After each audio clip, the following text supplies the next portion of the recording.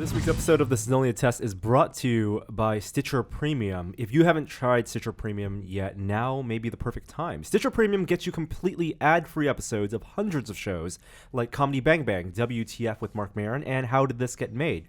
You also get 21,000 hours of exclusive content, new exclusive originals like Marvel's Wolverine, launching every week on Stitcher Premium for Stitcher Premium members. And if you love podcasts, you got to check it out or you'll be missing out. When you listen to ad-free episodes in Stitcher Premium, your favorite podcasters also get paid. Help support your favorite shows and join Stitcher Premium today. For a free month of listening, go to StitcherPremium.com and use the promo code TEST. Hey, let's start the show. For Thursday, July 12th, 2018. Welcome to This Is Only a Test, the official podcast of Tested.com.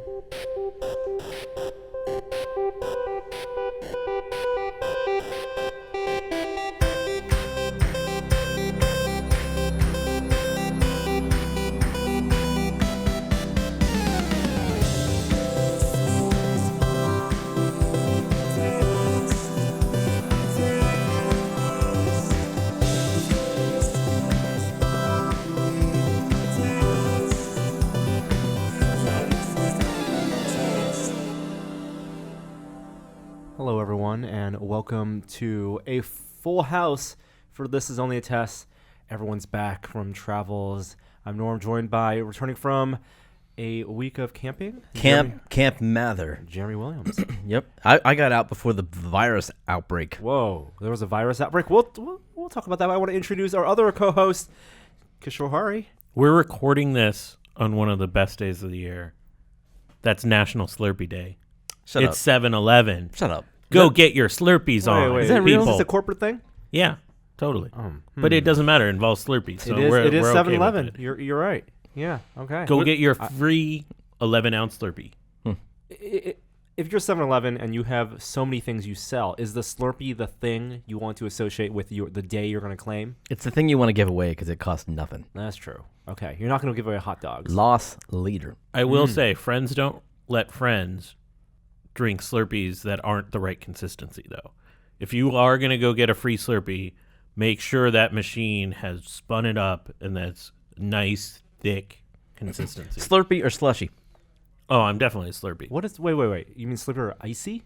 Yes. No, there's a slushy, too. There was a slushy with the dog. Yeah, it was a polar bear, I thought. Oh, yeah, you're probably right. But he had a hat. He I'm did more have a familiar hat. with the icy. Yeah. Sure. Theaters today. What did you mention?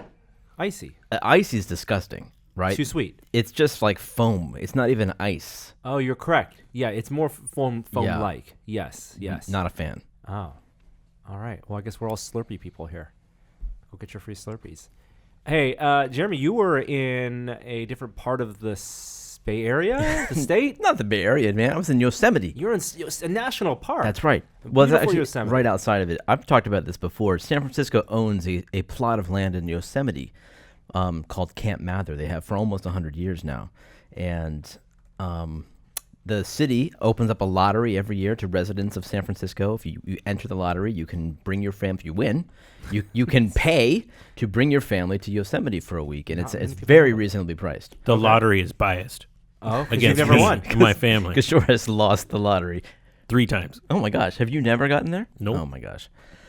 Anyway, I was there. We had a good time. And then the week after we left, they shut the camp down about 2 days into the session due to a virus outbreak. What type of virus? Stomach flu? Yeah, or- like a 48-hour stomach virus. Whoa. Were there signs of it before you left? There were. In fact, my wife found a sheet of paper while we were there that was a list of staff who needed to be checked on because they were exhibiting signs in bed with fevers. That's how much of an outbreak it was. Is somebody must have been holding that paper and been like, emergency in cabin 16, and just threw the paper down. Oh, I figured maybe they got the virus. Oh, sure. That's another way. Dropped. Like, it's more graphic. Like in Monty Python. They go,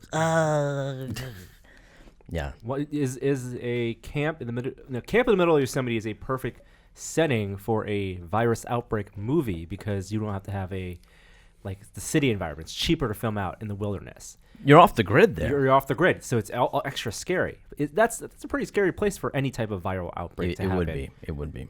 Yeah, you want to get out before they contained it all. My week was great. And I got to tell you, the arc that I experienced going off the grid is really, really special because I hated it first. Like the first couple days, I just got to get back online. I got to get my fix. Detox. By like 3 days in, I'm like, all right, I think I'm going to survive. And then by 5 days in, I don't want to leave. Are you insufferable to your family the first 2 days? I put up with it. I don't try to show it. Wow. I don't try to show Be it. a good role model for your kids. Try to be a man. You have a fairly connected family. Do they go through that same process Oh too? yeah. No, my 11-year-old successfully convinced his mom to bring us home a day early. What? So he could play Fortnite playgrounds. Oh my! That was the reason. I'm so sorry. All of our kid Poor listeners are people. saying yes. That's the reason. Wow. But at that point, was the whole family ready to leave? But you didn't want to leave. No, I was the one that didn't want to at that point. Who has the keys to the car? You know what? I'm happy to go along with things because we got a good deal out of it. If you have a big enough family that goes on a trip, It was a and you're all trade. connected. You could create your own intranet. We said, fine, we'll leave a day early, but 1 week of no sugar. Whoa! That's huge bartering. Wow, that's how much it was worth Yes. to your kid. Yeah. To leave it a week of no sugar. Did they You barter? can't- Did they barter back? You're like, but increased risk of stomach virus. Right. And the other deal was we would use more of the park resources around the city more often. We would do this more often in our daily lives. That's not a real. That's unenforceable. It's vague. Neither of It's those too are vague. enforceable. Your kid is sucking on a lollipop right now. Oh, well. No. Well, I'm glad you're back. I'm glad you had a good time. Did you?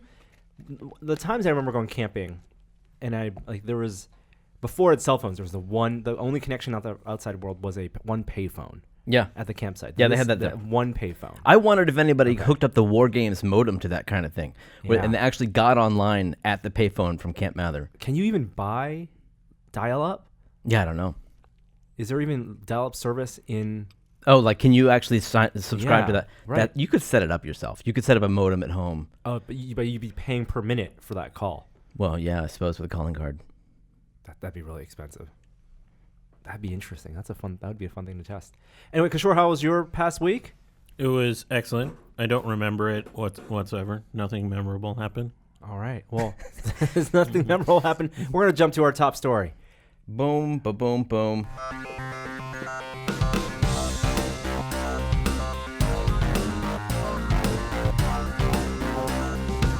Top story this week.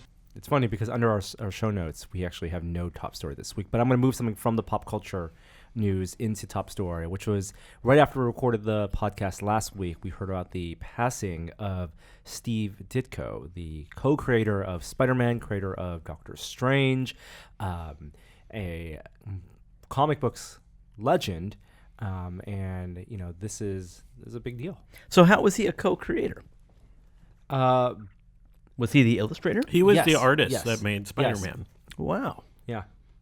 And did you ever read? I don't know if you guys, either of you read the book, How to Draw Comics the Marvel Way. It was a I want to see when this is published. It's one of my favorite books to borrow from the library, and it was it wasn't Steve Ditko, but like the ideas of like the style of Marvel Comics and what Steve Ditko did in those comics, it was so dynamic.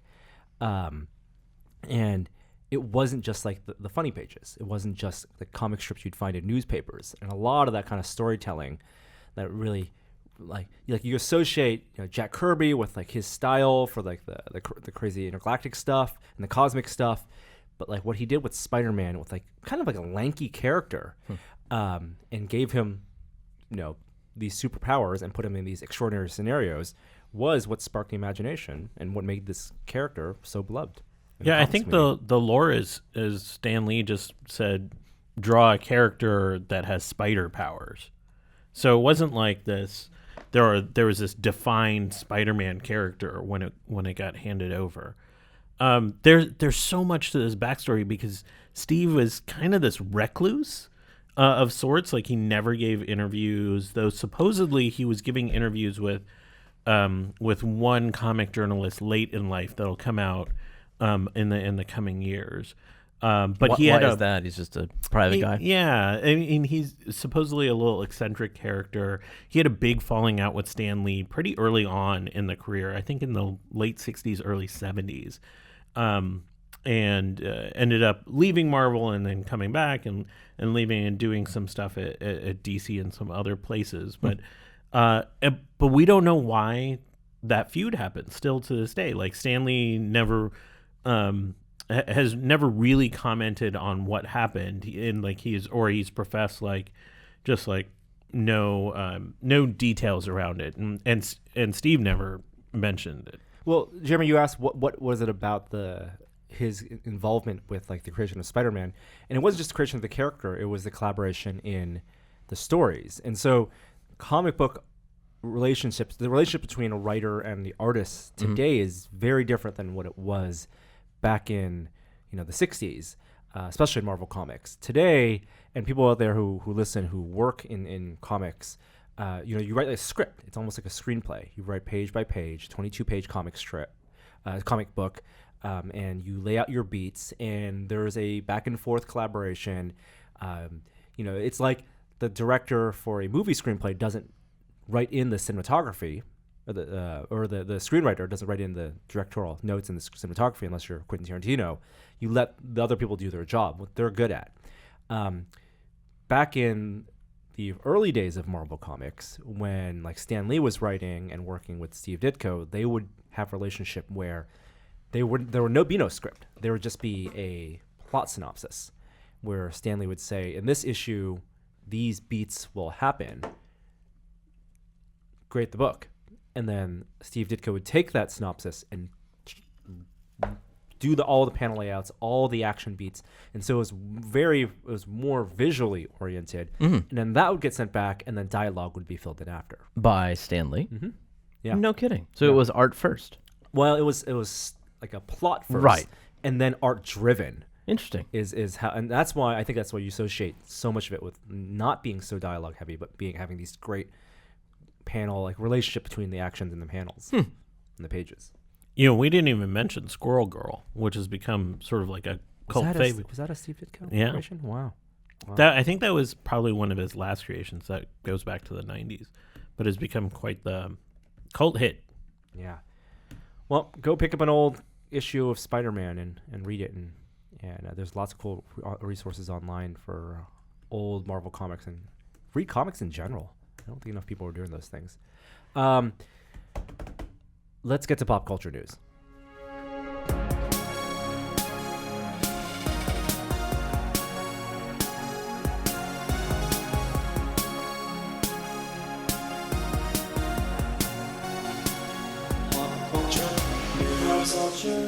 Gentlemen, get out your Colt 45 because he's back, baby.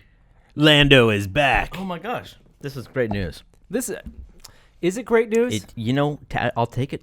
I'll take it. So this is actually the second bit of casting rumor for Star Wars Episode 9, still yet untitled, directed by J.J. Abrams, written presumably by just J.J. Abrams, or is Lawrence Kasdan coming back for that? I'm not sure if that's been if that's something that they've been talking about. Whoa, What's that happening? Hey, let's start the. Jeremy. No music cues. I'm at this sorry, point. it's been 2 weeks. It's been 2 weeks. So I think last week there was news that broke that J.J. Abrams wanted to bring Carrie Russell into the next Star Wars, and I don't think it's time to make the time to make these announcements is not now. I think it's because it's people treat it every little bit of news with they dive too much into it because it's Star Wars. If you're gonna make casting news, do it all at once. I think that's what they did with The Force Awakens. Aren't they just trying to stem the tide of negative press from announcing the pause on the anthologies and then all the Last Jedi nonsense? But this wasn't even an announcement. There was a rumor with the Billy D. Williams. It was people rumor. Sussed it Somebody out. leaked it. Right, they sussed it out because he canceled appearances at pop culture conventions, and there was an confirmed source that then confirmed that it was because he was going to be in Episode 9. It makes sense. the reason I think it makes sense is, and hopefully it's because it ties into Solo, right? The beginning of his relationship with the Millennium Falcon, and the theory that some people have that this may be the last Star Wars movie with the Millennium Falcon. It's the last one to go. I can see Kevin Smith has been a real big fan of that theory. Are we gonna blow it up in the trailer, like Star Trek 2? Oh, yeah. You know what? I'd be fine with that. Yeah. You know, I don't think it needs to be a movie with reveals. But anyway, the reaction on online has been mixed. I think people are worried they're going to kill him off. Fine, they might kill him off, but I just need more Billy D. Williams in my life. Everyone said, "Where's he?" In episode 8. It's true. I mean, where's Wedge? I don't know. Did people say, "Where's Wedge"? I mean, Wedge is just avoiding fights. That's Wedge's way. Outside of Lando, is there any other big character from the original trilogy that we have not yet seen that it would be easy way to have another tie-in to the original trilogy? Because don't you feel like at this point, the new characters, Rey, Finn, Poe, we know them enough now that we just have a movie about them.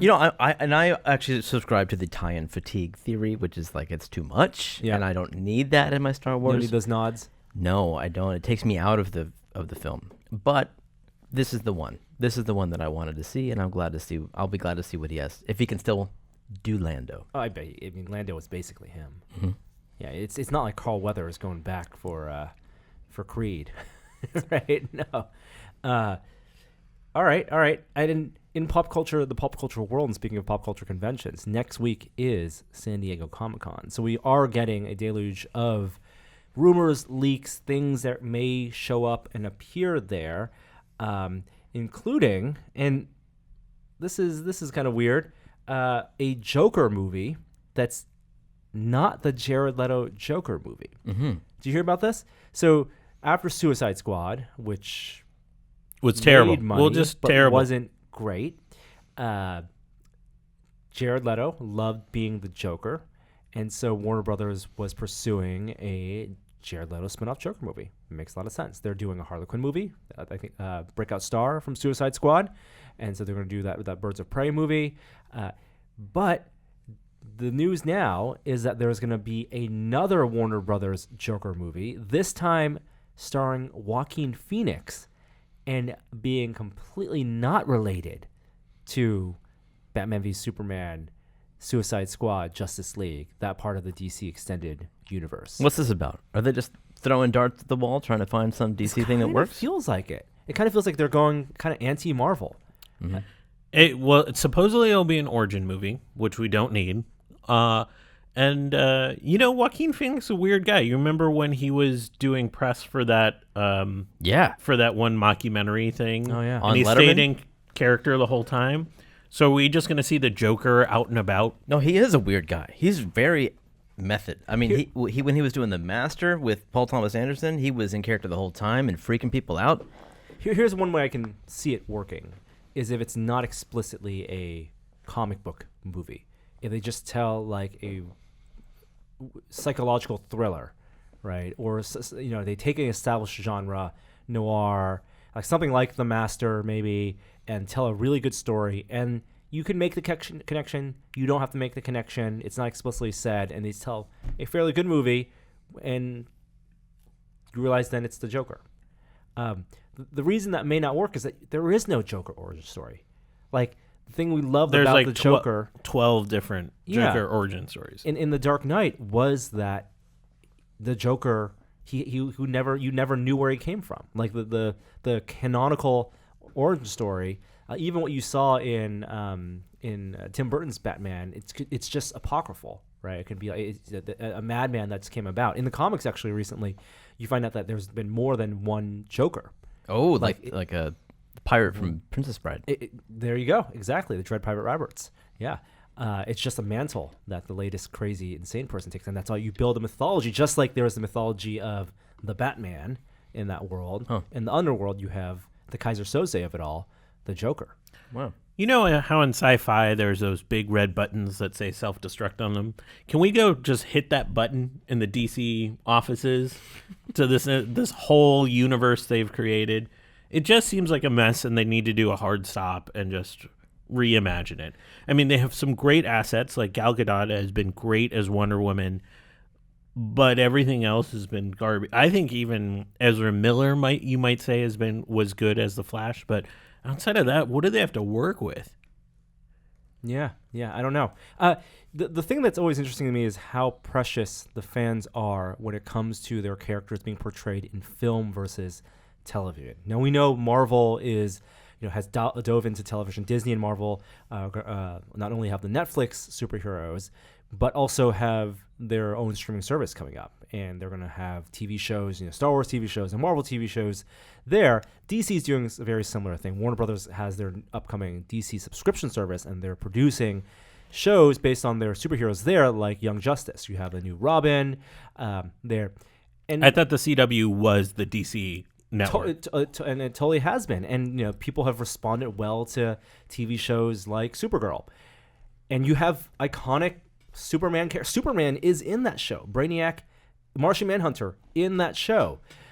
But once you elevate it to the budget of a film. Did you see what the budget for this film is?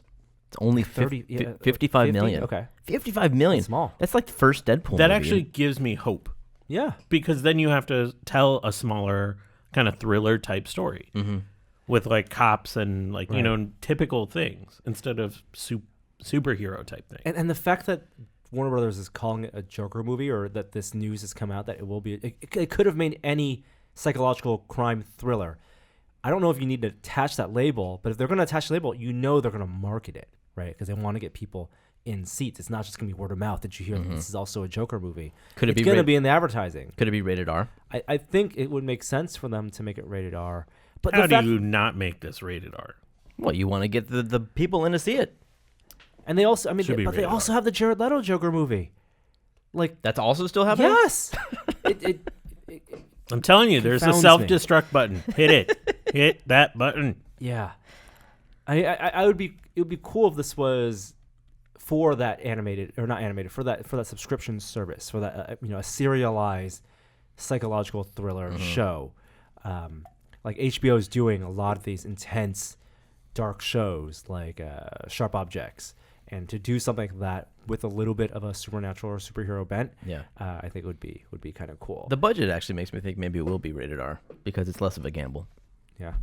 I always like saying that you guys watch Last Samurai, the Tom Cruise movie. When I watch that movie, that is a Wolverine movie to me, without explicitly being a Wolverine movie. That's my Wolverine Japan movie. And so I would love for a Joker movie to be like that, where I get the undertones of like making those connections, but without aiming explicitly, never drop the claws, right? Never need to put on the makeup, but you can just be the Joker. Yeah. Recently, there are a lot of film subscription services. I subscribe to Filmstruck, which I want to highly recommend again for classic movies, and also TCM movies and Criterion Collection. There's also for horror, there's Shudder, which people have been received very well.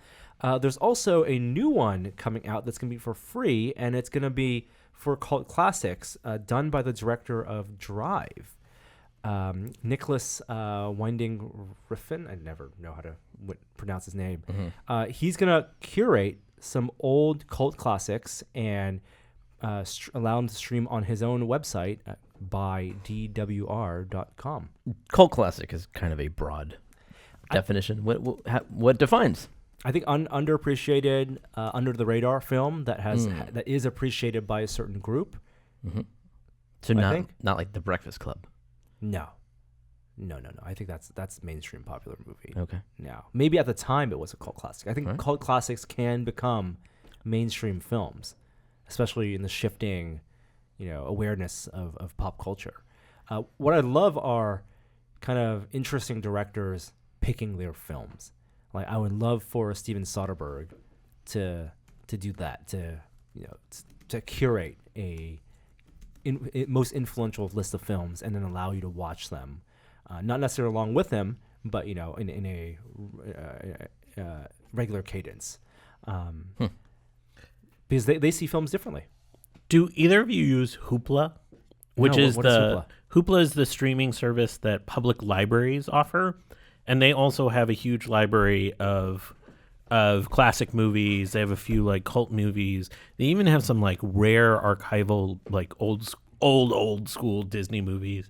So and it's free. And every public library generally in the country offers this service. But you have to go to the library to use it? You can use it at home. No, you can use it at home. You just need a library card from that system to access it. Do you have your library card? I do have my library card. I always You don't have a library I card? get it and then I lose it, and then I got to go back and get it renewed. Here's how I'm going to encourage you to get a library card. They have Warriors themed library cards at the library right now Ooh. in San Francisco. Well, then I'll live in a frame. It'll live in a shadow box for a while. Yeah, Hoopla. All right, I'll check it out. Last week we talked about MoviePass potentially adding some surge pricing for impacted films. Well, they also had no pricing last week because they had an outage for people. On a Friday night, too. 3 million people, I think, subscribe to MoviePass right now. And for a lot of people, I wonder if that was a measurable impact on ticket sales, or if those people just end up paying full price to watch a ticket. Yeah, it's good metrics for the theaters. Right? Like, how essential has the MoviePass experience been for those 3 million people? Because that's potentially $30 million in revenue for ticket sales. Did we see a spike either way, or just people complaining on Twitter? Are they going to refund any money to those people? I don't. They said they would. Yeah. Oh, all right. They can purchase tickets out of pocket, and they will issue a refund. Wow, that's going to be so expensive just from the power, the employee time it will take to process all that Well, stuff. they got money to spend, right? It's ugly. Maybe not for long. We've been following the journey of MoviePass, and MarketWatch this week has a really long, in-depth story about the spectacular rise of MoviePass and maybe the impending fall. We all know that their cash flow is they're running at a deficit. They are going to, and the anticipation is that they're going to spend more money this year than they make from revenue from these subscriptions if they don't raise prices or find new sources of revenue. The company that owns them, his stock has plummeted and may even get removed from the NASDAQ if for 30 days it's lower than $1. Oh boy. So the business model, $100 a year, right, which is average of like one movie ticket a year. The problem, of course, or one movie ticket a month for a year. The problem, of course, is that MoviePass has to pay the full price of the ticket to subsidize you going in. Yeah, so supposedly the theaters don't even know that this is happening. Because it just works as a debit card, Yeah. MasterCard. So the average movie price, a movie ticket in America is like $8 or something. It's under $10. So if you just watch the one movie, then that kind of works. But it feels like the 3 million people that have subscribed, are doing much more than that. And the business model, we think, is that all that data, because it uses location tracking, is by the way it works, you can only reserve your seat, buy your ticket when you are close to the theater. They're and then it also runs potentially in the background when you're before and after you leave the theater. It tracks your activities, the restaurants, where you're going, when you leave the house. And that data, MoviePass thinks, is valuable to the movie studios. And the counter argument for that, Or is local that, businesses, right? Like anybody Sure. nearby. They can Yeah. say, well, we know that all of these people and they are... can send ads to them. Yeah. The problem is that this is data that movie studios, or not movie theater chains, have already have to some extent, maybe a less extent because they don't track your GPS location. But AMC and Regal, they have their own subscription plans. Kishore, you're a member of one of them. I am. And so they know. We all joined movie clubs while you were gone. Oh yeah. By the way, It'll happen. they know when you're watching movies. They know when you're buying concessions, what you're buying at the concessions, because you get that 10% discount. And that's data that they have to improve their business. But they have not sold that to the movie studios because maybe, one, it's not actually valuable to the movie studios, or two, the movie studios don't care about it and don't want to pay for it. It's not a part of their bottom line. And with the rise of the movie theater chain subscription services, that's going to push MoviePass out of business because they don't have to pay the full price of the ticket. They only pay what the studios, the studios cut. I never thought their business model made any sense. I expected them to be out of business in a few months, and it looks like that's coming to fruition. What's the Deadpool for it? Are we going to... I think by the end of the summer. Wow. Because then when they're supposed to be making more money when people don't go to movies, right? Which is September, October, you see a cratering. And so, but I don't think they're going to survive past October. You're saying that the down season, right in the early fall, when people are not supposed to be watching movies, there may be a lot of indie hits or something that will get people to theaters and get MoviePass to crash. No, I just think that their models is dependent on people not going to movies during certain times of the year, and it'll just fail then. All right. I'm with Kishore on that. I think that they just don't seem like they have the best business model. But my understanding of business never went beyond let's make a better product than the competition. And this idea of data being valuable, maybe even the most valuable asset of this company or any company, is I can't fathom the implications of that or how you sell that. But if I believe that it is, it's how you package it, extremely valuable, and it's just all behind closed doors, and the network of how that data actually can be valuable to companies is something that I can't fathom. So if that is their business model, maybe there's something there, but it doesn't look like it's heading that direction. I just can't see how it can scale, because if you're a movie studio, how do you underwrite the operations of MoviePass if they are in the business of giving? It's cyclical. Like the money you give them potentially just comes back to you, and then what do you get? More people in your seats. I mean, like I guess they're banking on more people going to theaters in general, and the movie business as a whole expanding in general. And then you just have more money churn, because then the studios spend the money, then MoviePass gets the money, gets to survive, and the money they spend goes back to the studio, and they make their cut off the top to stay in operations. It's not a giant, it's not a massive business they're in. They're in a struggle to survive mode right now. But I will say, last week talked about signing up for AMC's subscription service, their Stubbs A-List. It is awesome. What do you get for that? It's $20 a month, and you get to reserve your seats as soon as the showing becomes available.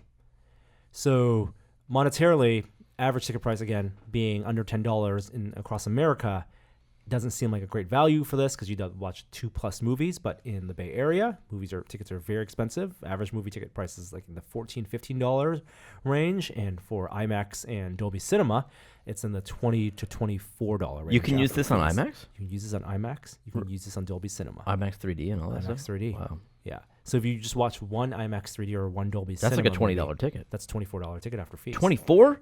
With fees, $3 fee. Wow. Right? So this is without having to pay the fees. You pay just your $20 plus tax. You get to book 3 movies a week ahead of time. So I can book 3 movies for this week and for next week and for the following week. And you can book the same movie. So what we did last week is we knew we were going to see Ant-Man and the Wasp. We didn't know if we were available to see it Friday, Saturday, or Sunday. And we checked the showings. There was a good showing, good seats on Friday, good showing on Saturday, good showing on Sunday. And we just booked seats for all 3 of those showings. And then come Friday, we realized, we do have time to watch it. And then went to the Friday one and canceled the Saturday and canceled the Sunday one. But we held on to our seats just in case. Oh, I don't know about that. So wait, you get one free movie a month? 3 movies a week. For free? For free. Like as a $20 a month fee? Yes. Jeez, that's a pretty good deal. I've watched 5 movies already. I'm watching another 2 this weekend. So what if you go beyond that? Is there a rebate? No. Like a discount? It's just full price tickets beyond that. Full price tickets beyond that. And discount on concessions? 10% discount on concessions and free upgrades from the size. You buy a medium and they give you a large. Can you bring a friend and get them a discount? No. Okay. No. You'd have to... Enjoy it now. When the baby comes, it's all over. Well, I don't think this is sustainable either. I think this is, one, like they make... Yeah, they're going to make money on the popcorn, right? They're going to make money on the soda.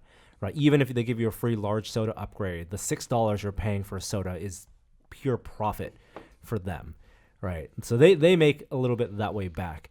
I'm going out more. I'm going out to the mall and the movies more, so I'm buying more of their $6, $7 sodas, spending more stuff around there, buying hot dogs, whatever. I think they want to get people in the habit of going to the movies again, like way more frequently than people have, because it's been tough for theater chains to get people into theater seats. So you're saying they have the seats? They have the seats. They might as well fill them. Exactly.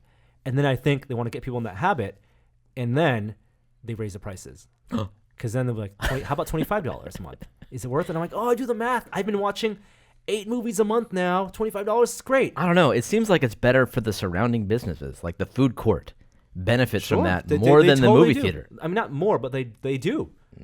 Right? They absolutely do. Parking lots benefit. Like local businesses totally benefit. Yes. Yeah. Huh. That's interesting. I took the family to see The Incredibles 2. So I've seen it now for the 3rd time. Not everyone in my family has seen it. The guy behind us brought his baby. Oh, no. Yeah. His Jack. Newborn. And every time Jack was on the screen, the dad would say to his baby, Jack, hoping that his baby would say Jack back, which half the time it did. Really? Yeah. Which he thought was the funniest thing, funnier than the movie. Ooh. Everybody around him knew this because See, it was loud. I would just walk out of that theater and just sign up and just get a free screening for the next showing. Hang out at the mall for an hour and a half. Oh, my gosh. How much do you think you spend on movies a month? Or let's say in the summer, right? I go to 1 to 2 a month. Yeah, a month. I got to want to do a summer. Oh, okay. Well, that's not worth it for you. Well, I mean, if it's there, though, maybe make time for it. I think that it being there part, and we have some good AMC theaters in the Bay Area, the Kabuki Theater in Japantown. Used to be Sundance. It's a great theater. I mean, 1 to 2 a month factors in that I still go see it Infinity War every couple weeks. You're going to get to see it unlimited times in a couple weeks. Comes out on video on the 29th or something. Hey, Kishore, speaking of Infinity War, Thanos was right. He wasn't right. No. He was justified. No. He did nothing wrong. He did nothing wrong. That's a big distinction between that he was right. You're making a moral argument there. I'm just suggesting that he isn't the villain that people are characterizing. If you say he did nothing wrong, you're also making a moral judgment call there. Last week we talked about how Reddit was going to ban half of the subscribers to the Thanos Did Nothing Wrong subreddit, and they did it on July 9th. You could have watched a Twitch stream of them running the program, and they banned people at a rate of like 10 a second or something. It took 5 or 6 hours, I think, 3.5 hours for everyone to get banned. And you just saw a scrolling list of names. The bans happened based on the same criteria as Thanos's. Random. How about that? The snapping. Rich and poor, all the same. Let's hear that snap. Mm-hmm. Oh, that's not a snap. Oh, now I'm muted. Guess what, guys? Did you make it? I'm not a prophet. I'm a survivor. Oh. That means you're from the old school, because all the new school got killed. Well, they joined as a fad. Some of us are original children of Thanos. And that's why. But I survived. So what does this mean for those who've been banned, like forever? If you're banned, you're supposed to go to a different sub called Into the Soulstone and join that sub. What is the sub currently like? Well, for most of it was just shit posting for the last week. You could basically post pictures of nothing and just get free karma. And at this point, it settled down. The person that was running the sub actually resigned after surviving the day of, because he had done his service. I don't know. It was fun. It was fun Reddit for a little while. Wow. Okay. All right. Well, yeah, it's a weird phenomenon. Like 200,000 people were on that sub. 450,000. And then it was were part of the snapping. And then there were 600-some thousand by the time that day rolled around. So this isn't an important sub that people were having meaningful discussions in. Are you? What? Was it? What did you just say? What part of the internet are you talking about? I'm just asking because you would think. You don't think copying and pasting like an image that says "ban me" is important conversation? All right, I just want to make sure. What may be a more important conversation is the future of HBO. Now, AT&T has acquired HBO, and the report this week is that the new overlords, HBO, are warning HBO that their first year of ownership is going to be tough, that they want HBO to change things around, that it's become too much of a niche product and it needs to broaden its horizons. What does that even mean? For me, that sounds like what they're saying is HBO isn't doing well on mobile. And they need to make more shows that reach audiences where they are. So that's more subscriptions, more content that's geared towards people on the go, and just more shows overall. So currently people watch HBO for premium shows. They know they're going to get $100 million shows put on the TV, and primarily to watch them on one night a week. Sunday night. Sunday night is like HBO owns it. They have, whether it's Silicon Valley or Veep or John Oliver, Westworld, Game of Thrones. It's 1 week thing because it's a monthly subscription. So they want to make that more the offering more appealing by raising the price, getting more subscribers, and then having them own every night of the week, becoming more like a network. Is that what you're saying? Because that's not mobile. They're thinking 5 years out, right? So I could see HBO Go becoming more important to them, and maybe not having this weekly cadence, maybe doing the all-at-once Netflix kind of model. Okay. Well, a lot of what HBO also spends its money on is movies, too. I mean, it's bread and butter as a premium. So does Netflix. But maybe that's going to change. Maybe, and Netflix also is relying less on its movie licensing because the studios want to own those. And HBO knows the behavioral habits of the people at least using the app, and even on cable television, whether people are watching the movies. The fact that the channel is a cable channel, it's on all the time, it means that they need to have that kind of content, right? You need to people who have cable or satellite flip to HBO and they want to see a new exciting movie, right? And then they turn on Sunday night to watch the exclusive show. If fewer people are subscribing to the cable and dish packages, where they need to have something on 24/7 on HBO, then it can be maybe a doubling or a tripling of their premium offerings, and maybe having the highest budget stuff with the Westworld and the Game of Thrones, and then having more mainstream stuff that costs less for them to make. This is a total. It's going to be like a war inside HBO of identity, of like, their tagline. It's not TV, HBO. It's HBO. Well, it may become more just like TV.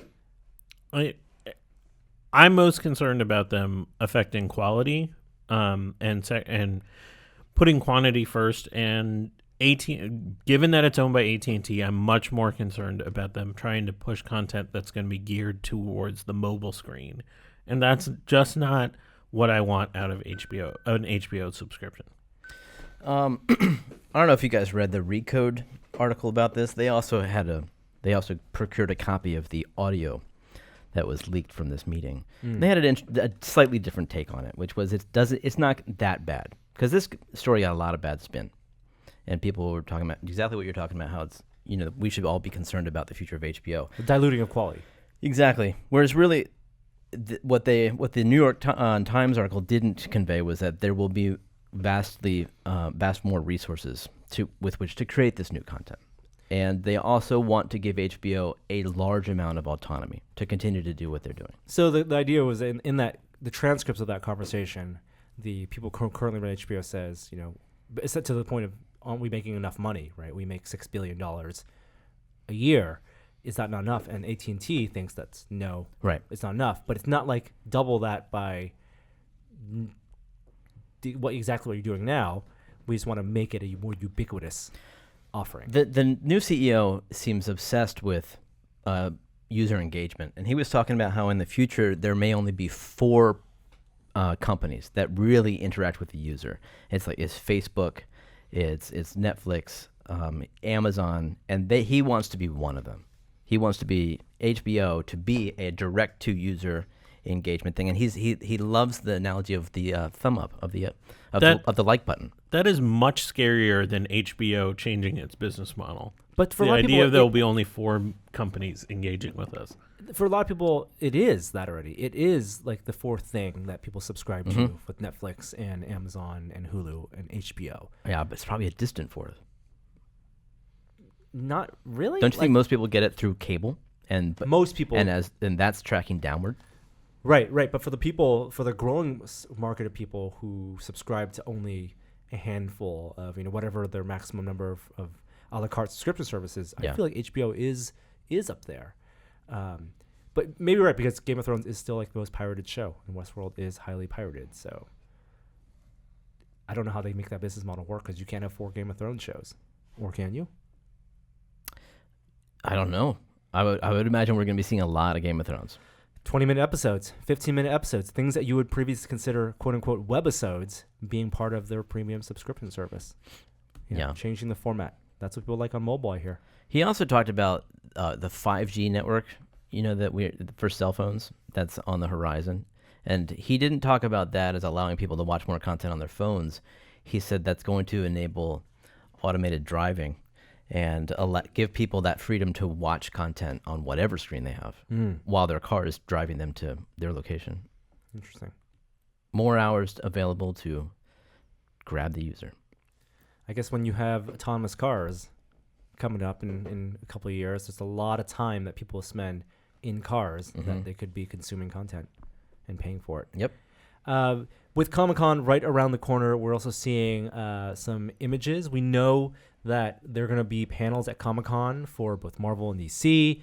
I think Captain Marvel, the film, just wrapped shooting this past week, so we anticipate a big presence for Captain Marvel, because that's going to be the big movie ahead of next year, that and Infinity War, but I don't think they're going to really show too much of Infinity War. When is Captain Marvel coming out?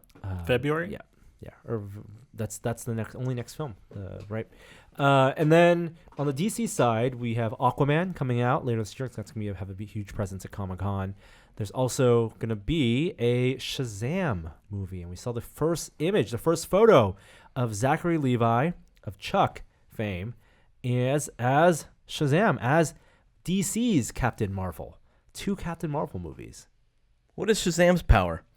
He's a kid that is endowed with the power of this magic sort of wizard guy, and turns himself, and he gets turned into a Superman figure, but he still has the mentality of a teenager. Yeah, it's basically like the Hulk, except a kid becoming Superman. I was thinking the Space Ace.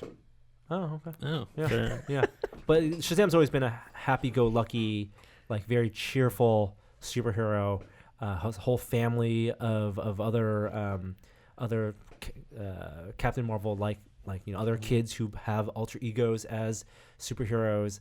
The big villain. It's also rooted in Egyptian mythology, and the villain is Black Adam, and everyone has wanted, the fans have wanted The Rock, Dwayne Johnson, to play Black Adam as kind of an anti-hero.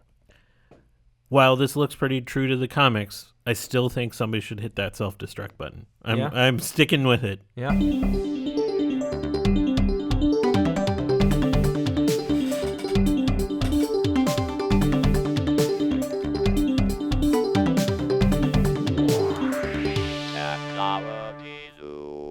All right, we actually have a big product announcement this week from Microsoft. Microsoft announced its new Surface tablet, even though I think those devices are laptops. It's the Surface Go, directly aimed to compete with the iPad 9.7-inch model. $400. $400 without you having a keyboard or stylus. You have to buy those separately. $100 and I think $70 respectively. 10-inch screen, huge bezel, super lightweight. It's basically a replacement to their Surface 3 Not Pro model that ran on the Atom processor, quad-core Atom processor, a couple of years ago. And this is supposed to be something that can fit in your bag and be your secondary computer, not your primary computer. So what processor does this run? It runs a not like a last gen, not this current generation, but a last gen, very low power Intel x86 processor. Really? Do you have to run the Windows 10 S, or can you run just normal Windows 10? You can run just normal. It comes with S, but it's very simple to swap that and upgrade that to regular Windows. So does that mean it will run any Windows app? It will run any Windows app. No so kidding. Think of it as a really cheap, well, not super cheap, because $300, $400 is, you can still get like You can get a cheap you laptop get a cheap for laptop for that, absolutely. But for that size and that form factor, without having to pay a premium for that size and form factor, a secondary computer, an affordable secondary computer. Could it play light games? I mean, You're pushing it. I would think it's underpowered for something Not- more than just a You're not- mobile type game. You're not going to get Fortnite on this. I mean, you technically could, but it's not going to be. good Sure, you for could Fortnite. play Fortnite on this. Do you think? Yeah, why not? I mean, people are playing Fortnite on their phones. Does it have a GPU? It's a good question. Thank you. I've noticed that's a good question usually means people don't know the answer. No, I do not know the answer. Yeah. So that interesting, because they are directly competing with the iPad, and the iPad. If you get asked, what should you buy as a tablet? Is your answer the iPad's the only thing you should buy? I never get asked that question. Do you? Yeah, I do. Yeah? I Yeah. mean, if you're in the Apple ecosystem, then you should get an iPad. And that education iPad, the $330 or $310 if you pretend you're a student, is a pretty good price, and it works with Apple Pencil really well. But if it's going to be your only computer, like that's it, when people ask, Oh my God. what tablet should I get? Yeah. My next question is it going to be your only computer? It- Because for some people, a tablet is their only computer. I have a hard time thinking of a tablet as being the only computer. For so many people, older people, tablet is their way. My parents, the tablet, the iPad is their only computer. Do they have a keyboard they hook up to it? No, no. They just use the screen. They just write on the screen. Yeah. Emails? Yes. Oh my God. Yes. There is an onboard GPU. Very good. Good research. And then for some people, if they want a tablet and may not be their only computer, $300 to $500 is still a lot of money, and they may not need to spend that much on a full computer because they can get an Amazon Fire tablet for $100, and that's great for, for video and for ebooks and for web browsing and for email. So it's a tough place right now because Apple kind of dominates with the iPad, and those computers are still pretty much at a premium. Those tablets, and you get sucked in with all the accessories as well. I'm interested to see what the Surface Go is like. We will stop by the Microsoft store and take a look later. Did we not talk about the post office last week? We didn't talk about the post office. Let's talk about the post office. This is, I don't know if this would be considered technology news, but it's interesting IP news. We don't have that section. The post office recently lost a big lawsuit where they had issued a stamp, a forever stamp, with a photo of the Statue of Liberty. Sounds very American. Absolutely. Those stamps are very popular. And this was a photo, specifically, if you haven't seen the image of the face of the Statue of Liberty, cropped in, looking up, very iconic look to that image. There's something wrong with that face, Norm. It's the lips are a little thinner, maybe. Yeah, the eyes are a little different. It's a little more appealing. I don't know. Well, it turns out that this image, which was on a stamp, sold for years. Millions of these were sold. Starting in like 2010 or 2008? A while ago. It was not a photo of the actual Statue of Liberty. Dun, dun, dun. It was a photo of the replica, the imitation of Statue of Liberty that is in New York casino in Las Vegas. A much smaller version of it. That's now, amazing. This photo was purchased by the U.S. Post Office through Getty. And Getty had licensed it from a photographer who uploaded it. It's a service that anyone can basically do. It wasn't Getty, and it wasn't the photographer that sued the post office. Or the using owner of the property that commissioned the statue. the casino. Yeah. Right, MGM Properties. It wasn't them It was the artists that MGM had hired to make this replica Statue of Liberty, which is out of foam, essentially. It's wooden foam, that said, this is a unique piece of artwork, even though it's, supposed to evoke Statue of Liberty, because it's sexier, it's more visually appealing. And for the United States government to use a photo that I didn't take of my art on a product is wrong, and I should get commissions on this. So let's just get this straight. That's a dick move. 100% a dick move. On the part of the artist? Yeah. Hey, man. Well, let's talk about what he claimed, the damages he claimed. Well, for the post, I'm not saying he isn't right by the legal definition. The of post it's office, just a dick move. The post office said, "Look, most people would be more than happy to have their artwork featured on a stamp. That is a high, This is an honor. And we never pay people more than $5,000. So you should When they license. you should get no more than $10,000. That would be insane. I don't think the high honor argument works. Right? It is a transaction. If you're a photographer, Yep. you get licensed. It doesn't matter how prestigious your art, your photo is, or the place is going to end up. You should get paid the rate that everyone gets paid. That's not the argument this artist was making, though. So my question is, one, I guess I have two questions. One, is every postcard that has a photo of the New York casino with that Statue of Liberty, is that infringing on this artist as well? And has he pursued those? No. I'm sure he hasn't. Right, he definitely hasn't. Because he wanted money. Yeah. And two, isn't this Getty's fault? It is Getty's fault, I think, because when you buy the license, you're buying a commercial license. You're supposed to vet it, which means that you're under the assumption as a consumer that it has been vetted. So do you think the USPS could sue Getty? Frankly, I think they should.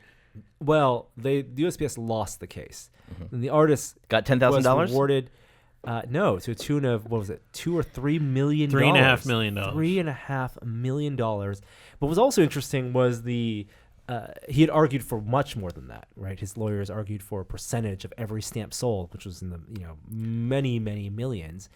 And what the judge ended up deciding, and I thought was a very clever move, was giving the artist a percentage of every stamp that was sold that was not used, which was considered pure profit. There was a large number of stamps that are purchased by collectors. 3.24%.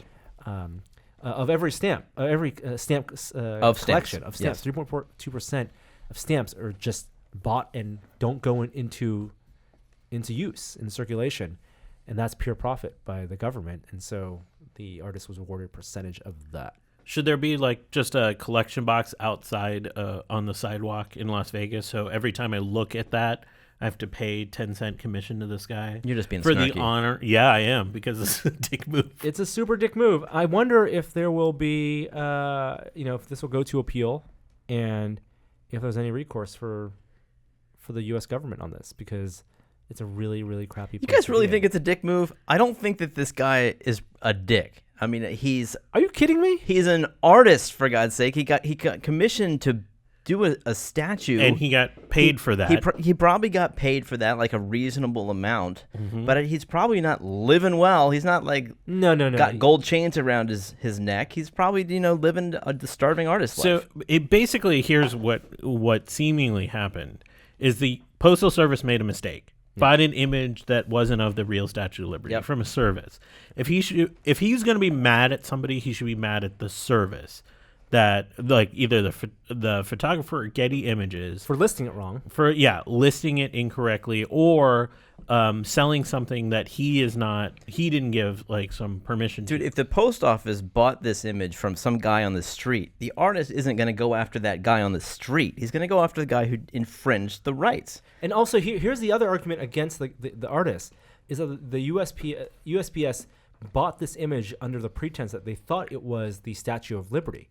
So they didn't care about this guy's art. This is the weirdest part of the story. Is no one noticed this. Yeah, right. So it wasn't the fact that it was this guy's That's why it's a dick version move. of the Statue of Liberty was the appealing part. Yeah. It just it's looked like the Statue of Liberty. That's why it's a dick move. It's because it was a mistake, and they're like, "Oh, we're sorry. Can we give you some compensation. And he's like, no, I want more because the post office shouldn't have said needs they're to sorry. suffer. I'm not. Let's look. People, there's an argument about whether or not Elon Musk is a dick for making a submarine for little kids. Hey, we're not there yet. we're not in the shower Like, yet. that's an interesting conversation, but let's not go around calling artists dicks because they want to make money off people's usage of their. You should have taken of the their work. $20,000. The 20,000. Let it be that. We'll see what he ends up getting. Oh, ooh, grinds my gears. I bet you he's never going to get mail again. Not on time, at Someone least. said they should mail as in a certified check that would only deliver when he's home, and then only attempt to deliver when he's not home. So I'll never get it delivered. Yeah, get it lost in the mail. He can afford to use UPS now. Or FedEx, even. Yeah. Or his own courier service. Yeah, we're gonna go there. Well, you guys we still get mail. What's your mail mostly consist of? What's the thing you look most forward Junk. to in the mail? Yeah, it's mostly junk mail. Outside Because of packages. because I have a kid, we get like birthday cards and that kind of stuff. A thing that I still love getting are catalogs. I love getting catalogs. Mm-hmm. What's your favorite catalog? I don't want to say. It's like a Pottery Barn. That's what that is. That's Pottery it's like a Barn home guilt and face. No, it's IKEA. It's IKEA. Really? IKEA catalog. Okay. I love Oh, getting alright. the IKEA catalog. IKEA catalog's fine. Yeah. Well, previously, when we were growing up, there were toy catalogs as well. Actually, the best catalog when I had growing up was those like weird like T-shirt and memorabilia catalogs, right? Where you see on the cover like a giant life-size queen alien or something. Do you remember those? Nope. No. Oh, I love it. It's like before the internet. You would buy like in the mid '90s. That's how you would find cool T-shirts and weird trinkets were like these catalogs. I'm Wow. gonna think about what it was called. I have no idea. I can call it out.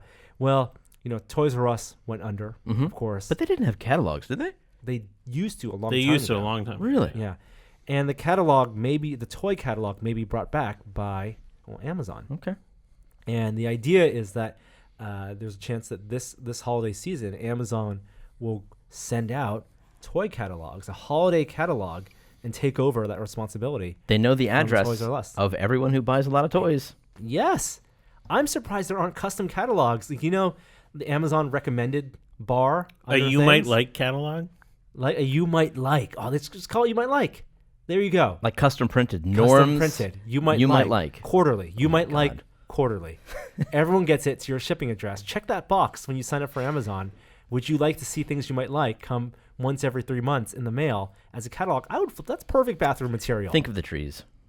So my guilty pleasure on TV is a show called I Want That, which is basically a catalog in TV form where people just demonstrate different like high-tech products. I think that's the future. Give me the infomercial that's catered towards my interests. I'm excited for this. I think catalogs are an interesting, just a piece of ephemera of a time. It's like the old, Macy's catalogs like that. And I'm sad that those are going away. Kids like catalogs too, like Yeah. around the holidays. You give them like a pen or highlighter and they can Yeah. circle things. Flip and, through it. Yeah. It's a lot more. It's tangible, obviously, more so than a webpage. The only problem is your toy tastes have evolved past what's in catalogs these days. that's valuable data too. Oh, you can't track what people are clicking on in the catalog. That's right. That's right. Sure you can. Embeddable sensors. Embeddable sensors, eye trackers in the catalog. What do they stare? What's the page people tear out and put on their wall? This catalog has Alexa. It's always listening. Oh, perfect pairing. You get the catalog, and then you have your phrases, and then the Alexa will listen to, oh, I want this toy. The kid saying, Mom, look at this toy. Yep. And then it's feedback loop and pop up in your Amazon search results or the app. Why did only customers who own Alexa get the catalog? That's so strange. Marketing, advertising. Speaking of big Amazon pushes, hey, we got Prime Day coming up. Woohoo! I've never seen so much pre-hype for Prime Day. Well, I think it's because they're trying to turn it into a week. And there's for all of, how ridiculous and over the top Amazon's trying to make this day and the deals on it and stuff, there are a few things that I think are interesting. With the Whole Foods acquisition, they're doing deals on groceries. You can go in on a day and save 10% on your grocery bill. That's weird. Just like shop this day, the most packed day.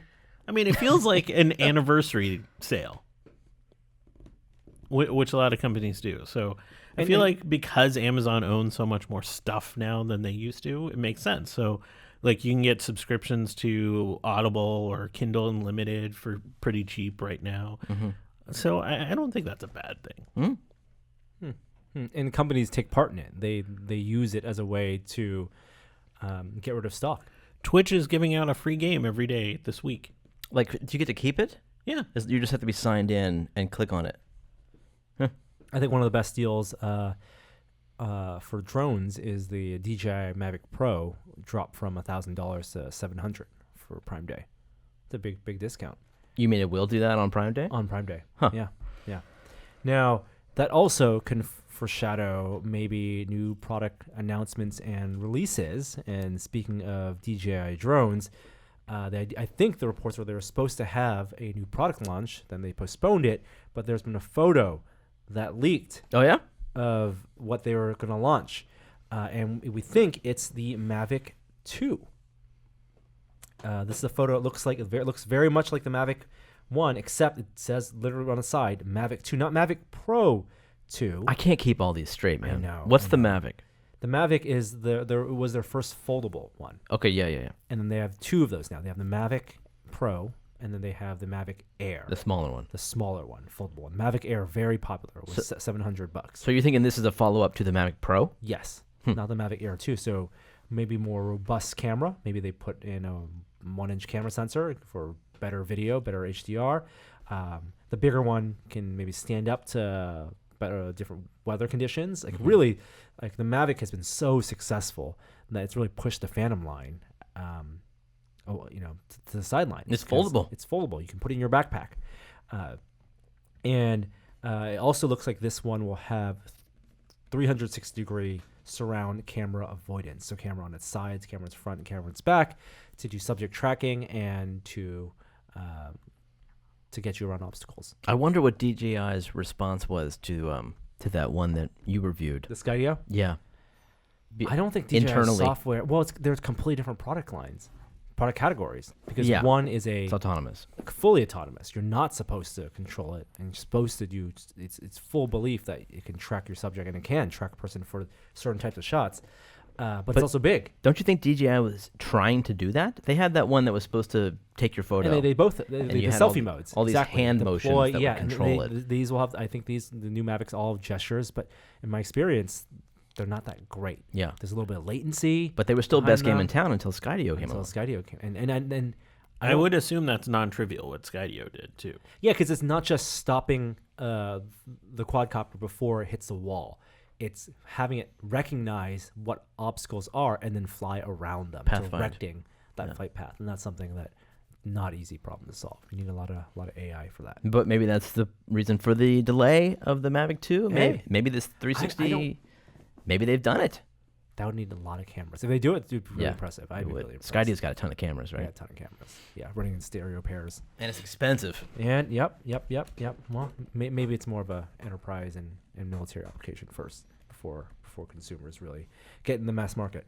Let's go a little more drone news. Google/Alphabet has announced that two of its initiatives that were previously under, I guess, Google X or just moonshots are now going to launch as separate companies, full projects, just like Waymo is kind of a full project. They're going to consider other bets. Google's big moneymaker, ads, and Google, the main product, and I guess Android. But Loon and Wing are the moonshot projects that are going to be feasible. And remind us, Loon is the weather balloon. Yep, to bring internet to people around the world. And Wing is the VTOL delivery drone system. That's the one I'm super excited. Like, Loon will probably change the world more in terms of accessibility. Loon's business model makes sense because it's like delivering a service to people in remote areas or without infrastructure. What is Wing's business model? Is it delivery? It's delivery. It's delivery to remote areas, and it's farming and agriculture and mapping. And I want to see that these are both change the I guess not the landscape, but the skylines of maybe not cities, but rural areas and different parts of the world. The VTOL tech in and of itself is so fascinating. Yeah. And they've brought Wing to Maker Faire and other places in the past. Yeah, I think they're confident in it. Just a couple of years ago when we saw Maker Faire, they really wouldn't say anything about it now. But now, I think that they've really tested it, and I just want to see one in action. Yeah. I want to see what that payload is. All right, we're going to jump through these other bits really quickly before we jump into the shower. Apple has released an update to iOS 11.1.4, which blocks hacking into your password. Okay. Brute force hacking. It will disable the lightning cable after a certain amount of time, so you can't just plug it in and brute force into your passcode. Tim Cook's just following through on what he said. He's All right. not going to let FBI or police or anyone else get access to your data. Apple's also having some success in the music space. Financial Times is reporting that the Apple Music is cutting into Spotify's lead, and it was surprised me. Do any of you subscribe to your Apple Music? Of course I do.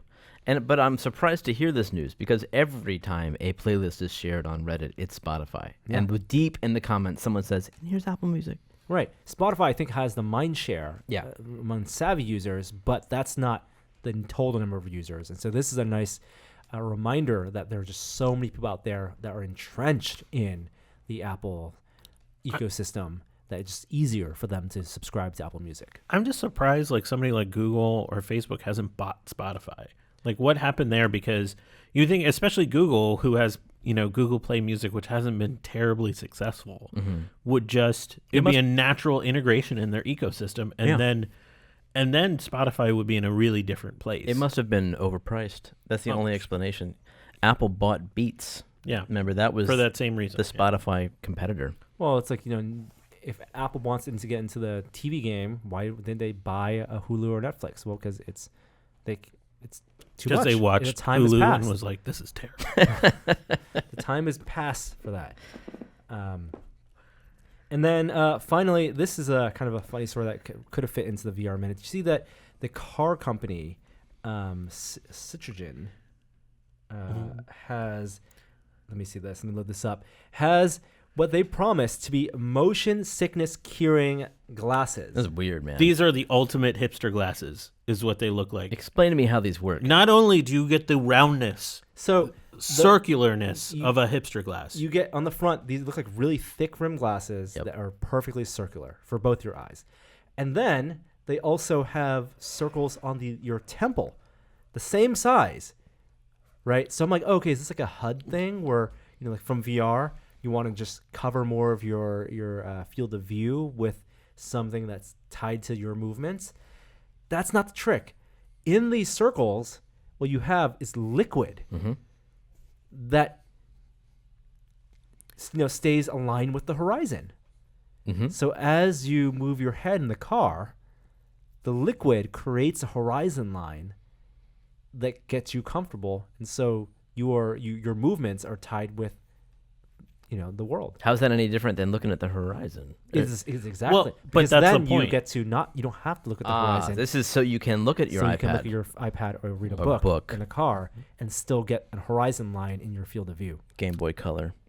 I mean, the reasoning is sound. I would be very curious to try it out and see how effective it is, because I think even by their own admission, all it does is sort of delay the onset of motion sickness by 10 to 20 minutes.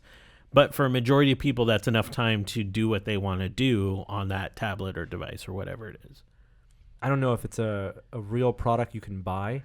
I would love to be just driving down the freeway, autopiloting down the freeway, and look over to the left and see someone wearing these glasses. Man, if Reading I a would just book. wore those in the Mission, I'd be like the hottest thing in San Francisco.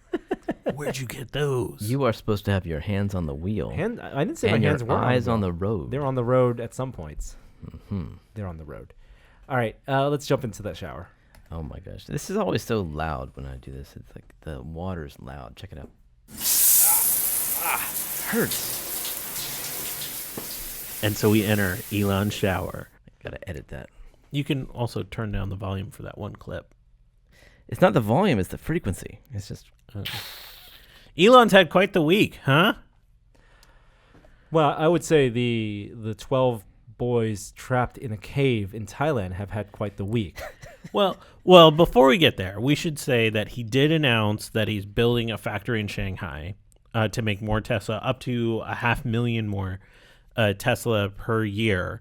And that's actually a big story. I'd be very curious what the reception to Tesla is outside of the U.S. Yeah, especially in China. In China, it's actually very popular. Tesla is a As prestige. I would expect. It's a huge prestige vehicle, and there are at least a dozen other companies trying to really, Chinese companies in China trying to own the electric car market by building a competitor to Tesla. Some of these, I've seen some images and renders of them. They don't look that great, but they all kind of look like Tesla ripoffs. In the same way, you have iPhone ripoffs in China. It turns out making an electric car, not easy.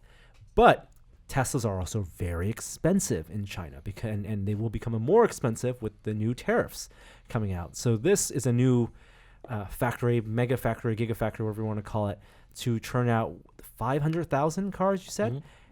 Full-fledged car manufacturer. Not the battery or including?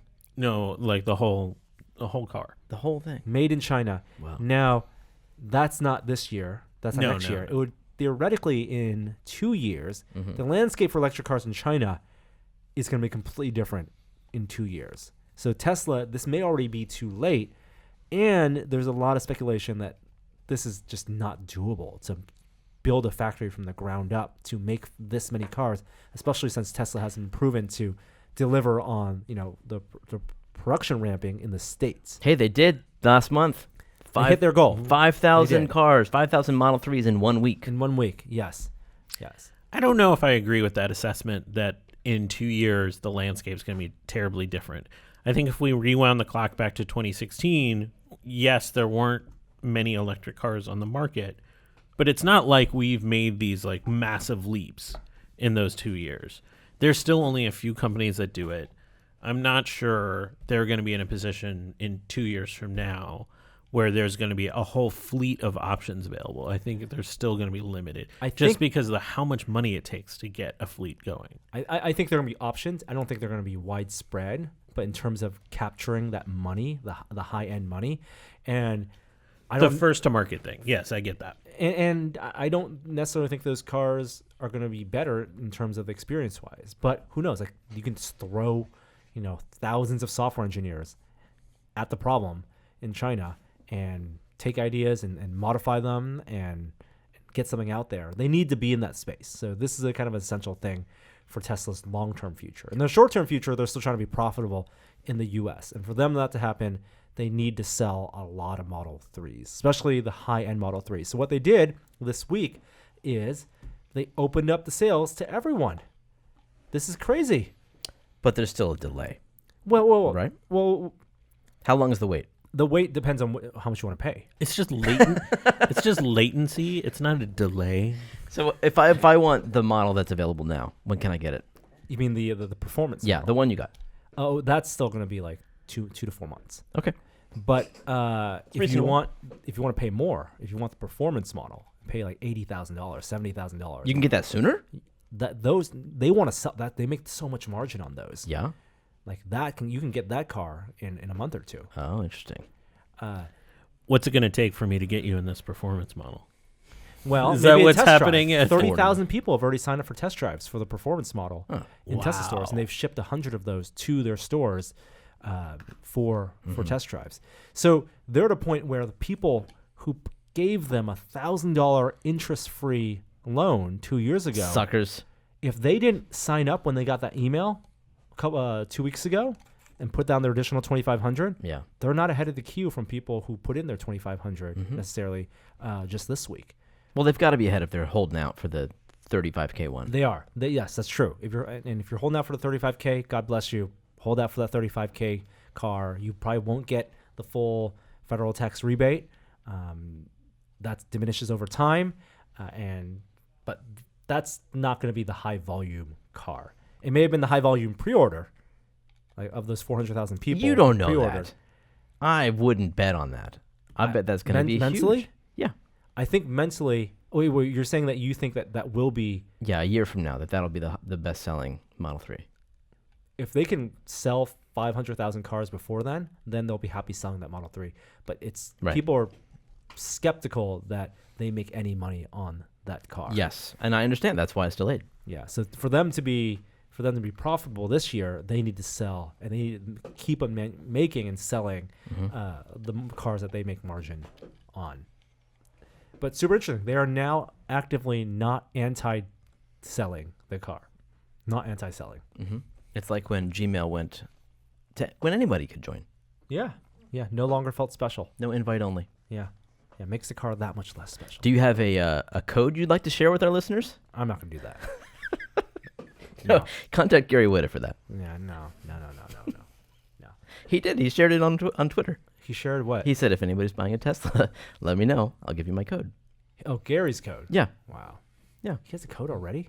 Well, I don't know. Anyway. Model S, 50 codes. S and X only. Codes don't work on 3. That's right. Let's go back to Thailand. This was a non-product related interesting bit of news. I don't want to talk too much about it, but we'll start with the important thing. The 12 kids are rescued. They're out of the caves. This is awesome news. Yeah, it was a totally incredible story of collaboration and just perseverance to get those kids out. How far were in the cave? 2.5 miles? And it wasn't 2.5 miles deep. It was tunneling, flooded tunnels. Insane. To this cave, and they had survived on bare minimum of snacks and water brought to them. What I keep thinking about is that 10 days that they had before anybody found them. That's and the most terrifying 10 days. The darkness, the loss of hope. I mean, wow. I mean, they're at a position that was straight out of Apollo 13 where they had to worry about oxygen. Yeah. And beyond like food and water, like just breathable atmosphere was a concern. Yeah. It made international news, and it piqued the attention of one Elon Musk, who set his engineers upon designing a submarine that could have been used. I think he sent engineers there who proposed the submarine. They built it. Yeah. They built a prototype. It wasn't Elon's idea. I don't think. I think it was probably proposed to him. Oh, okay. And then they built a submarine. Yeah. And sent it over on its way to China to sign this big 500,000 car factory deal. Stopped over by Thailand to see if they could help. And he actually was there. He was in, you could see pictures from the cave. So I actually, here's my hot take for all of this. I actually don't have a problem with anything Elon did. Yeah. It's just that everyone wrote these, there was all this slew of stories about how he was going to be the savior, which just isn't what ended up happening. That's the problem. The problem is the perception among, and as reported by some media and also in the Elon fan base, that Tony Stark came in and was going to solve this problem. Well, I think what would have worked so much better is if he had done the exact same thing without tweeting about it. And anonymous donor. And then after We're the back fact, to the anonymous donor. Once the 12 kids were saved, he could have said, funny story, we made a submarine and brought it over there. They didn't end up using it. But that would have been great. Exactly. But that's not the natural reaction in a time of crisis, because you're trying to bring more attention to it, right? And if there's one thing of attention already brought to it. The distraction of what's Elon, the state of Elon's solution. Is that on him or is that on the media? It's on him to be engaging with people in Twitter and giving these updates. On the other hand, I could see him being excited about the idea of feeling compassionate about the kids and not thinking. He doesn't have perspective on how his followers and the media view him all the time. Are you kidding me? I don't know. That's been the point of this. So I believe he does. Contention. But I don't. I just this is not one where I felt like that I felt like he wasn't stealing away from what was going on. Yeah. Let's give some credit where credit is due. There, like the British man that discovered this cave came back with some of his maps of the cave. There's all the people that operated the pumps for so long. There are the farmers that that had their fields flooded, their rice fields flooded. The diver that died, bringing the them Navy oxygen. SEAL, the Thai Navy SEAL that died, bringing them oxygen. All of those people, they're the ones that actually were the heroes here. All the support staff for these folks, but like the water pump stuff, just the engineering behind how they were getting the water out and battling the incoming rain and everything else was fascinating. I haven't heard anything about the water pump stuff. Was that necessary? Yeah, they had to get some water out in order to make the process easier. It's going to be turned into a major motion picture. No doubt. So, well, we can say that now, knowing that they're all saved. Yeah. Good effort. They had to swim a long distance too, underwater, to get out. I mean, I've done some scuba diving, but nothing like that. And that should be it for technology news. Let's move to some science.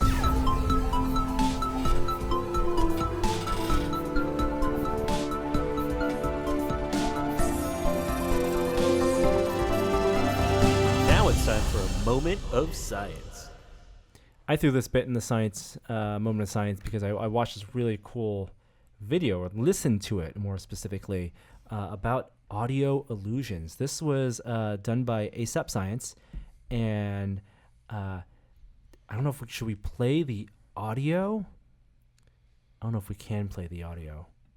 Maybe we should. It's a 4-minute video. Let's just play the first. Where's the audio? It's just in the beginning, right here, right here. Is it? Yeah. Okay. Oh. It's good. It's all good. Here we go. Gonna rewind, unmute, bam. Is the song being played as All Star by Smash Mouth, and if you do, something amazing is about This to is happen. from the ASAP Science. Here it is. Even though All right, there we go. We can stop there.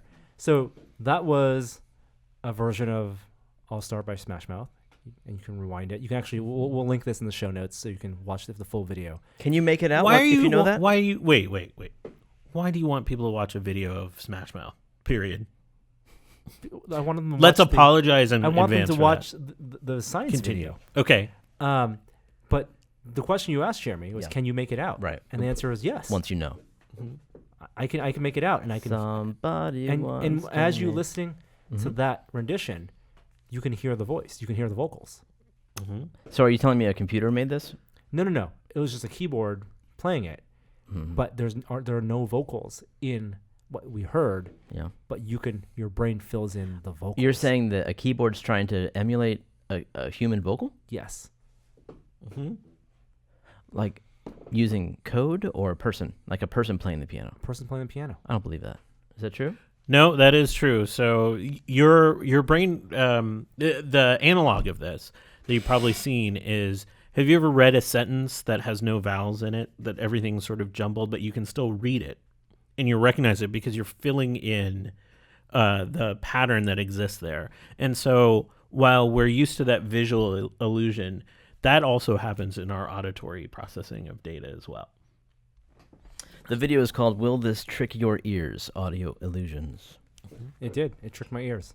At the end of the video, there's a really cool piano that plays basically sentences, and it's just you can see the keys moving. You're playing, but if you see the text above, Yeah. like as a caption, you hear the words. And a person has rehearsed these sentences, yeah. and then they can just play Well, them. I think they did it with the player piano, Oh.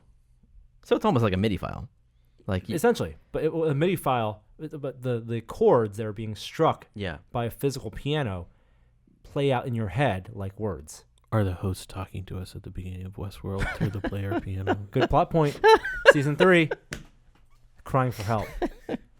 All right. Sound like anything to me. Doesn't sound like anything to me. I have a few stories that I selected because of inspired by y'all's experience lately. Norm, he's in dog loving heaven still. Yes. Still in that like you're treating Ripley like a puppy. Oh yeah, Still phase. she's a puppy. She's going to be spoiled forever. Well, I want to tell you a little bit about history of dogs here. So, when North America was settled, I don't know, 10, 20,000 years ago, they didn't come alone. They came with dogs as well. And when Europeans came, 500 years ago to this continent and largely wiped out that native population, they also wiped out the native dogs along with it. So much so that dogs that exist now in Western culture basically have no traces of those native dog DNAs in them, except in one place. There is a form of dog cancer that has a tumor related to it. And researchers over a long period of time was sequencing very different sources of DNA to track, like, is there anywhere these native dogs show up in modern dogs? And in that tumor, it does exist. And so there's this weird story that's been created that took many, many years to sort of piece together, that when the Europeans came and diseases came with them that ended up wiping out much of the native population, but also the native dog population, those native dogs passed along either a virus or some sort of disease, or some sort of mutation that led to this cancer that is propagated through European dogs that contains remnants of their DNA. Wow. And that's the only source of native dog DNA left on this That's so sad. wonderful planet. So that's getting sick is how dogs get back to their roots. Was there one primary breed of dog? Breed is like a sort of a weird nomer here, but no, there was all sorts of different dogs. It wasn't as diverse as what we see now, as sort of branched, but there were still many types of dogs according to what the sequencing showed. There's a long story in the New York Times about this. It's totally interesting. I want to celebrate you surviving the viral outbreak at Camp Mather because it can go awry. I want to talk about Novichok. Have you heard about Novichok? No. So in England this week, beyond celebrating whatever is happening with the World Cup, I hear there's like some sort of soccer game going on right now. There was a terrifying case a few months ago of a couple being poisoned by a nerve agent. And they're recovered. And the hint was that they were poisoned on purpose by this nerve agent, and it might be related to some sort of Russian espionage. Well, this week, 2 more people got sick from this nerve agent. One died. One did die a day ago. And this nerve agent called Novichok actually operates by basically interfering with the signaling pathway in your nervous system. So basically, you'll become paralyzed in different sections, and it acts quickly. So how did these new people get infected? They got infected in the same neighborhood. So the initial questions were like, oh my God, is this another espionage thing? Is something going on? And the indications now is that no, they have no relation to that thing. But Novichok is this kind of oily substance, and it persists in the environment for up to 50 years. Ooh. So they probably touched something that this initial 2 people that were infected, where they came in contact with it, like months, if not, potentially a year later. But likely in that same neighborhood somewhere? And so they're on the hunt for where is this? Yeah. Now, because it can persist for that long. Oh my God. Terrifying. And so this speaks, and there's a really wonderful article that came out from Ed Yong last week on pandemics. And like, while we talk about climate change and other sort of issues related to that as being sort of an existential threat to us, this points to a larger thing, that the toxins in our environment, especially when it comes to viruses and other agents, they might be a source that we're not as ready to protect, like a pandemic like this. Like, we're in this situation. I get this isn't a virus. This is this is an intentional agent. Yeah.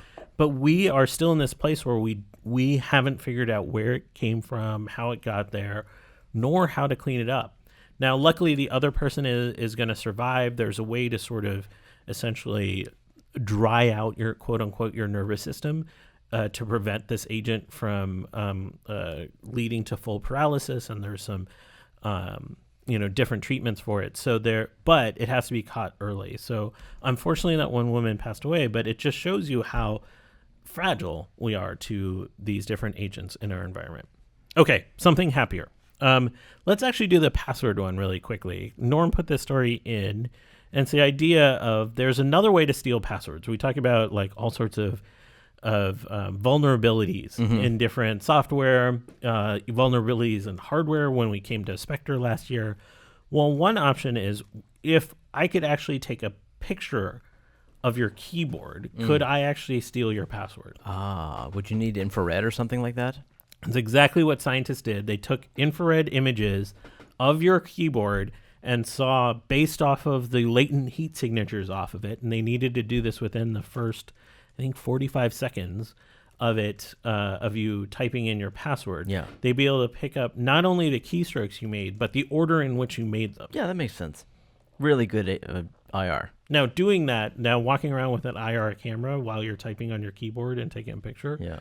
probably not the slyest way of stealing a password. Hey, miniaturization. Not as good as the microphone trick where they can deduce the keys just from listening. Yeah. That was a cool one. Yeah.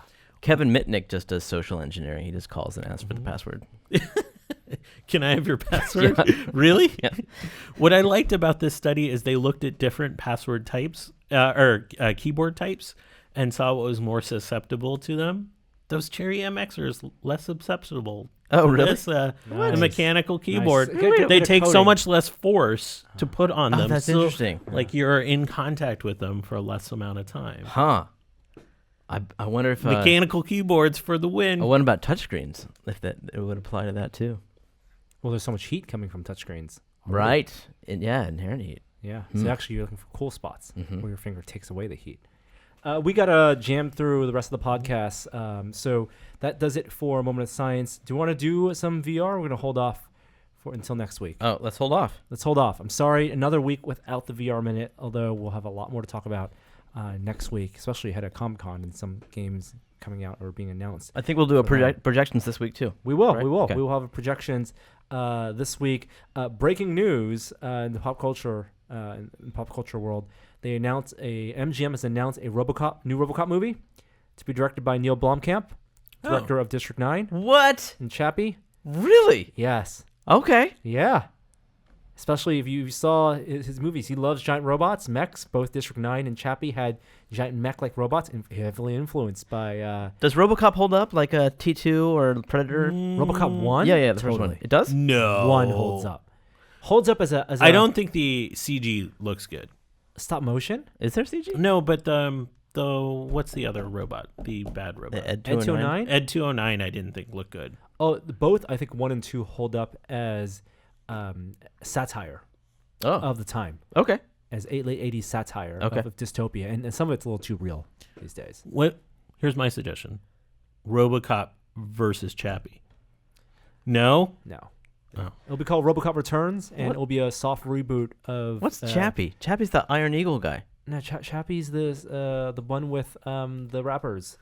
You know, Is it a movie? it's a movie with the robots Chappie, and he's it's like Wall-E, except It's much closer to He's- Johnny Five Alive than I yeah. have no idea. RoboCop. I missed that one. And hunted by, and he's raised by what are those people called? What was the other ninja? I'm done. I'm done. Okay. All right. We got a jet, but thank you so much for listening this week. We'll be doing an episode next week before I head down for Comic-Con. Apologies for no Still Entitled this week, as Adam is still traveling. He's returning, and we're hopefully going to have an episode with him before we all go to Comic-Con. Definitely going to have an episode with him at Comic-Con, and stay tuned for all our coverage there. We'll be doing incognito walks, builds. We actually have a new one-day build that should be on the site very soon after you listen to this. Adam he announced a new Savage Industries bag, and he does a build of the bag. Oh, nice. Yeah, so check that out on the site. Other things happening with you guys? I read my 11-year-old summer reading with him. I don't know why I didn't think to do that earlier, but why not do the kids' summer reading too? You know, you got a summer, read a book. And I read the We Free Men, and I freaking loved it. Terry Pratchett, my first Discworld book, and it's fantastic. He phrases things in a way that I could never do, and they're thoughts I've had but never thought to put into words. Absolutely fantastic. Highly recommend this book. Very cool. Kishore, anything going on with you? Nope, typical. All right, you can check out Kishore's other podcasts at Inquiring Minds. Just search Inquiring Minds, or follow Kishore on Twitter. Who has more Twitter followers? Stop it. As soon as we started that contest, the internet decided. Oh. Oh. He's at Science Quiche. I just lost half my followers. It's cool. All right, we have an outro this week. We do. Hi there, I didn't see you.